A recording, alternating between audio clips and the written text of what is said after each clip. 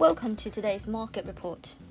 European stocks inched higher on Tuesday as possible extension of German lockdowns drew investors into defensive sectors such as healthcare and telecoms.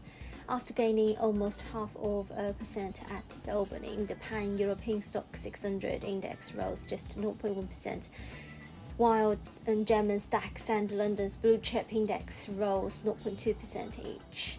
Gains at the opening were fueled by Asian stocks closing in on all-time highs as investors wagered China's economic strength would help underpin growth in the region after data confirmed the world's second-largest economy was one of the few to grow over 2020.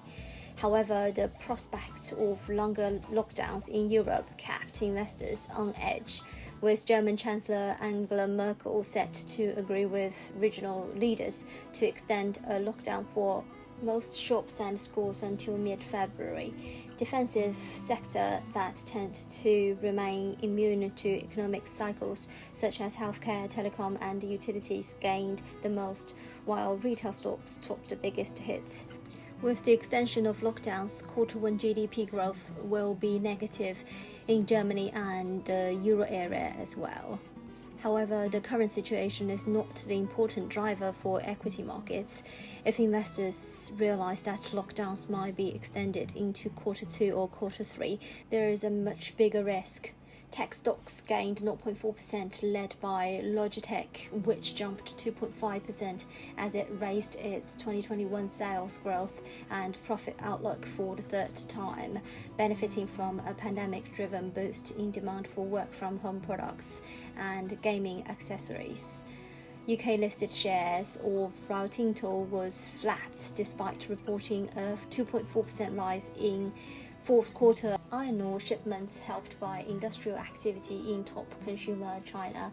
Swiss chocolate maker Lindt Spruengli fell 2.2% after it said organic sales fell 6.1% in 2020, with only a lukewarm improvement in the second half as COVID-19 restrictions and the absence of travel weighed.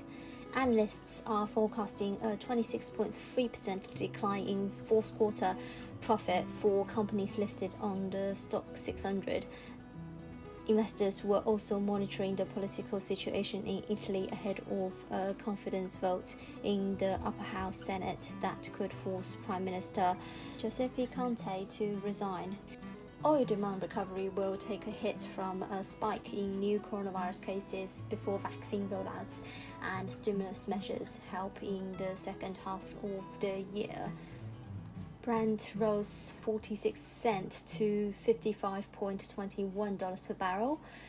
WTI was at $52.40 per barrel, up 4 cents.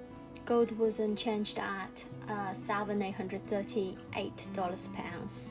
On the FX front, GBP USD remains poised for additional gains amid favorable technicals. The pair is setting the stage for extend Monday's recovery, with the near-term technical setup favoring the bulls. On the hourly chart, the cable has entered a phase of consolidation around 136.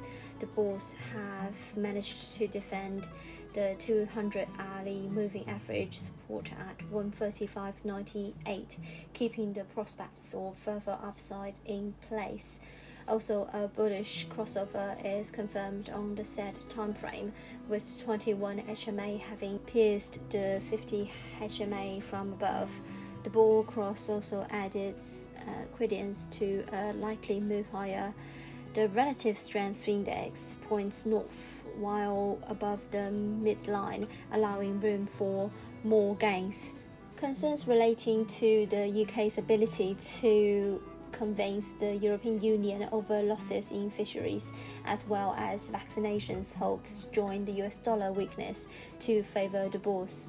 Global markets are upset amid calls that upcoming US official Yellen will be able to get the Biden government's fiscal stimulus through the parliament, while cautious sentiment ahead of the key events and the fears of coronavirus probes the buyers.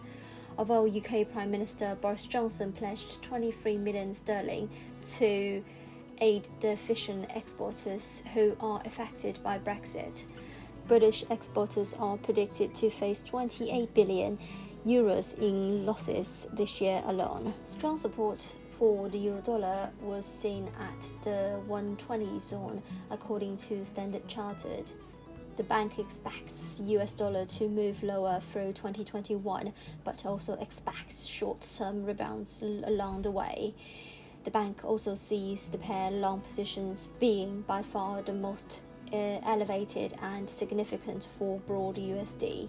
In that context, additional drivers of a near-term decline are likely to be a recent rise in US Treasury yields, a steeper US yield curve, and a widening yield differential.